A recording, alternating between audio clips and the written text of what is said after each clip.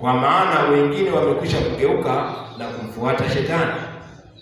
Kuna watu wanasema ya kwamba hakuna kiumbe anaitwa Shetani. Kiumbe sio Shetani, bali kiumbe ni matendo machafu anayofanya mtu kinyume na Mungu, kinyume na maelekezo ya Mungu, kinyume na matakwa ya Mungu. Kwa hiyo mtu huyo atakapofanya maneno yaliyo kinyume na Mungu, ndipo ataitwa Shetani. Lakini kwa nini mtu huyo aitwe Shetani?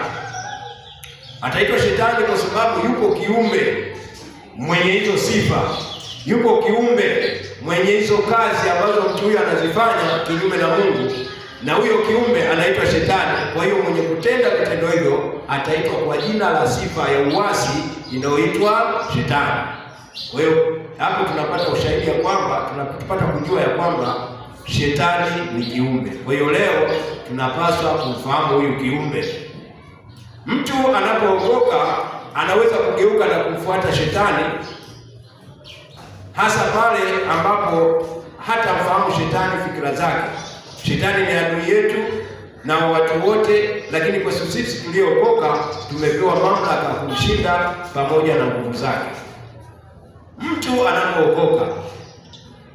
anapookoka anapata msamaha wa dhambi zote alizozifanya, na kinachomwokoa ni ule ubatizo ambao anauendea. Anapokwenda kwenye ubatizo, anapozamishwa kwenye maji kwa jina la Yesu, ubatizo lazima jina la Yesu litumike, kwa sababu jina la Yesu ndio linalookoa.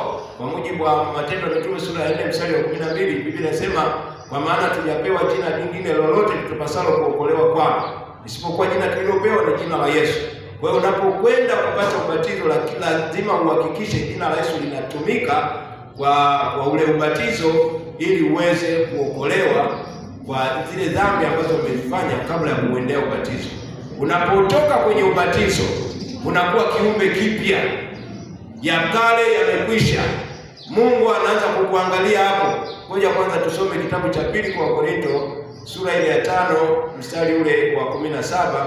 Biblia inasema hivi, kitabu cha pili kwa Korinto sura ya 5 mstari wa 17, maandiko yanasema, hata imekuwa mtu akiwa ndani ya Kristo amekuwa kiumbe kipya, ya kale yamepita, tazama yamekuwa mapya. Kwa hiyo Mungu aangalii yale ambayo uliyatenda kabla ya ubatizo wako, anaanza kukuangalia unapotoka kwenye ubatizo. Maana wewe umeamua kuokoka, umeamua kuzaliwa mara ya pili, umeamua uwe mwana wa Mungu. Sasa Baba atakuangalia, kukutunza, kukulinda kuanzia pale unapotoka kwenye maji, kwenye ubatizo, maana ulienda kufuta yale yote uliyotenda kabla yako. Kuna uliokuwa umeyajua, mengine ulifanya kwa ujinga, mengine hukuyajua, mengine kuna watu walikusababishia uyafanye. Sasa Mungu wetu anakuangalia kutoka pale unapotoka kwenye maji, unakuwa uko safi, umetakasika, hauna dhambi yoyote, dhambi zote zimekwisha kufutwa.